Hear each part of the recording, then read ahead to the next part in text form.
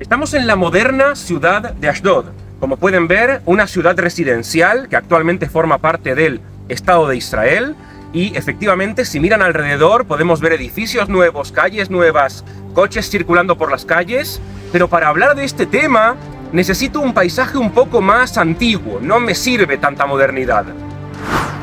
Oh, ahora sí, podemos empezar a hablar del tema.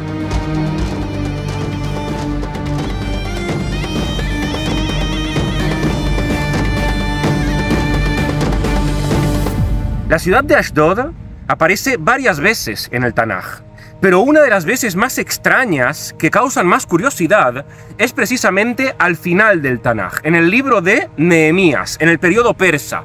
El periodo persa es ese periodo que viene después del periodo babilónico, en el cual el rey de Babilonia conquista la tierra de Israel, la tierra de Judá, y exilia a los judíos a Babilonia, y posteriormente llega el periodo persa, y el rey de Persia les permite a los judíos regresar a la tierra de Israel y reconstruir su vida junto con su templo en Jerusalén.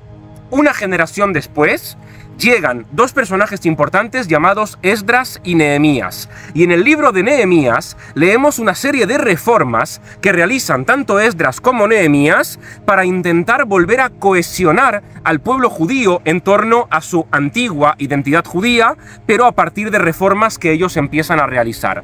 Y una de las cosas más curiosas que leemos en el último capítulo del libro de Nehemías, capítulo 13, es: en aquellos días vi también a judíos que habían tomado mujeres de Ashdod, de Amón y de Moab, y sus hijos hablaban a medias la lengua ashdodita, y no podían hablar correctamente en judío, sino conforme a la lengua de cada pueblo. Entre todas las cosas que hay para explicar aquí, dos llaman la atención. Uno, la lengua ashdodita.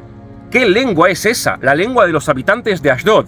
Muy extraño. Pero lo segundo, que a veces pasa desapercibido, es que Nehemías se refiere a la lengua de los judíos como judío, Yehudit. No saben hablar judío. No se refiere a esa lengua como el hebreo.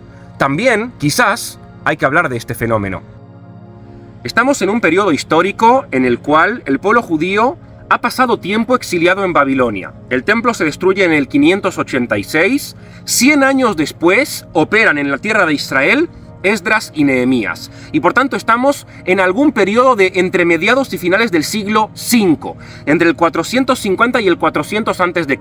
En ese periodo gobiernan los persas en la tierra de Israel, y por tanto tenemos que entender que en la ciudad de Ashdod han pasado cosas. Es verdad que hoy en día, cuando nosotros nos referimos a la antigua ciudad de Ashdod, hablamos de ella principalmente como una ciudad-estado filistea. Pero esa ciudad-estado filistea va a ser destruida, primero por los asirios, que a finales del siglo VIII llegan y destruyen toda la región de Filistea en la costa mediterránea. Y segundo, por los propios babilonios, que del mismo modo que destruyen la tierra de Judá, también terminan de destruir lo que queda de las ciudades-estado filisteas. Entonces, ¿quiénes eran los habitantes de Ashdod cuando el pueblo judío regresa de Babilonia? Y Nehemías se topa con esta situación en la cual algunos judíos se han casado con mujeres de Ashdod. Los habitantes de Ashdod eran probablemente una mezcla entre los antiguos filisteos, que se habían mezclado con pobladores que vienen de la región de Mesopotamia. Los asirios, cuando ocupaban un territorio, intercambiaban poblaciones entre ambos territorios para de ese modo mezclarlos, y por tanto eso puede ser lo que pasó aquí en la ciudad de Ashdod. Cuando el pueblo judío se fue a Babilonia, no todos se fueron, algunos se quedaron, y es ahí, ante ese vacío de poder y al no haber una autoridad que determine las cuestiones legales y religiosas, que algunos judíos campesinos que se quedaron en la tierra de Israel empezaron a acercarse a las mujeres de la ciudad de Ashdod. Y por tanto, ¿cuál es ese idioma? ¿Cuál es ese idioma extraño del cual solamente hay una única referencia en la Biblia, y es esta, Nehemías capítulo 13, que hablaban aquí en la ciudad de Ashdod, hasta tal punto que era un idioma diferente? Al respecto se han propuesto varias opciones en la investigación académica. Opción número 1. Se trata del antiguo idioma que hablaban los filisteos, que llegaron como parte de los pueblos del mar en el periodo de transición entre la edad del bronce y la edad del hierro, mantuvieron aquí su identidad y por tanto cuando llegamos al siglo V a.C., 600 años después de su llegada, ellos todavía hablaban ese idioma, el idioma de los filisteos, que no es un idioma semítico, sino un idioma indoeuropeo. Opción número 2.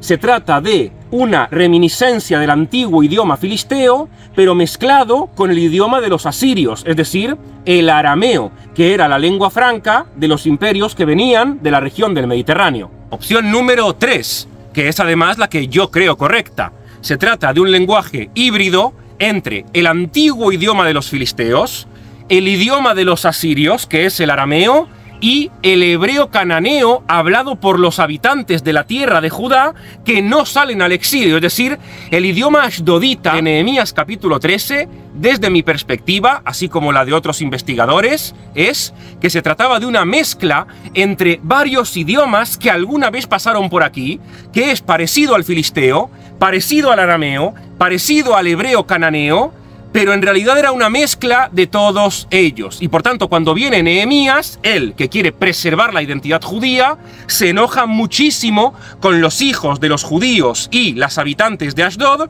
porque sus hijos ya han perdido esa identidad cultural hasta tal punto que no hablan judío, sino que hablan ashdodita, que es una mezcla que a Nehemías no le gusta.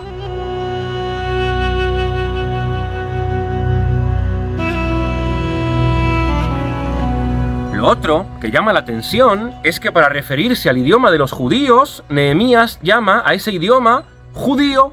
Y de hecho, analizando bien el Tanaj, llegamos a la conclusión también, que puede ser muy curiosa para mucha gente, que todas las veces que el Tanaj se refiere al idioma que hablamos los judíos, en ninguna ocasión se refiere a ese idioma como el idioma hebreo. Y de hecho, si leemos en el capítulo 36 del libro Isaías, vamos a ver exactamente lo mismo. Ruego te hables a tus siervos en lengua aramea, porque la comprendemos, y que no nos hables en judío a oídos de la gente que está sobre el muro. La palabra en hebreo que se utiliza para referirse al idioma es Yehudit, es decir, judío. El idioma de los judíos, a ojos del Tanaj, se llama judío, y no hebreo. Lo vimos en Nehemías, lo vimos en Isaías.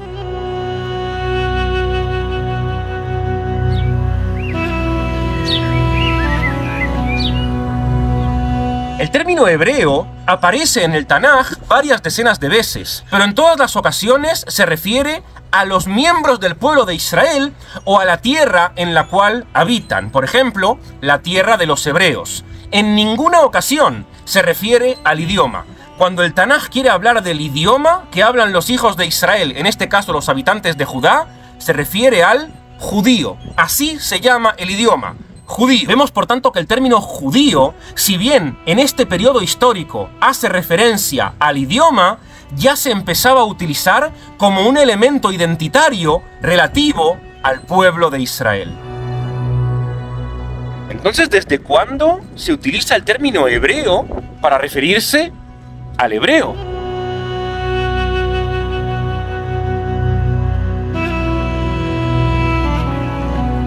Para eso tenemos que remontarnos al siglo II a.C., un periodo en el cual el Tanaj ya es un libro que está terminado, porque estamos en el periodo intertestamentario, entre que se cierra el llamado Antiguo Testamento en el mundo cristiano y comienza el Nuevo Testamento. Ese periodo del Segundo Templo, en donde se producen otras obras importantes, pero que no van a entrar al canon bíblico del Tanaj, de la Biblia judía.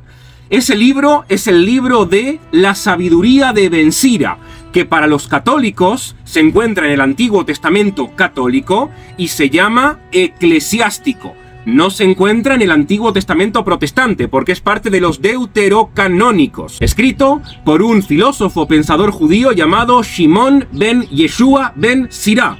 Ahí aparece el nombre de Yeshua, que es Jesús, y por tanto llama la atención. Bueno, el nieto del autor de esta obra, que se llama Ben Sira, va a traducir ese libro al griego.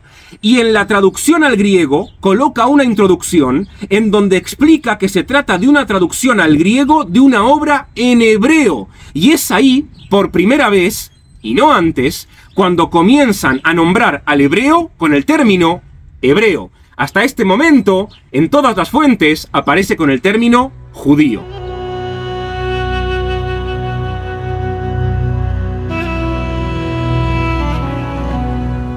Aquí atrás está la moderna ciudad de Ashdod. Ahí en algún lugar está mi casa. Quizás algún día la muestro. Y en Hechos de los Apóstoles del Nuevo Testamento, que se escribe en el siglo I, ya el idioma de los judíos aparece mencionado como hebreo. Cuando Pablo está en Jerusalén y tiene que hablar ante una multitud de judíos, está escrito que dice: Pablo se puso de pie sobre las escaleras, pidió silencio con la mano al pueblo, se hizo un gran silencio y Pablo comenzó a hablar en hebreo. Es decir, ya en el siglo I, desde por lo menos el siglo II, como vimos recién, al idioma de los judíos no se lo llama más judío, como al principio, sino que ya se lo llama hebreo. Y es así como va a ser conocido de ahora en adelante hasta el día de hoy. Los judíos hablamos hebreo.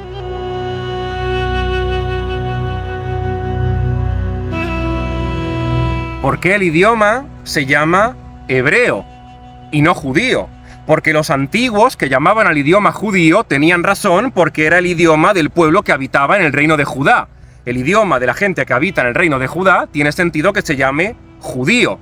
Pero ¿por qué unos siglos después al idioma comienzan a denominarlo hebreo? ¡Qué cosa tan extraña! Bueno, claro, una de las explicaciones es que es el idioma de los antiguos hebreos. Los descendientes de Abraham, Isaac y Jacob son los hebreos que dan origen al pueblo de Israel, que luego da origen al actual pueblo judío. Todo eso es cierto.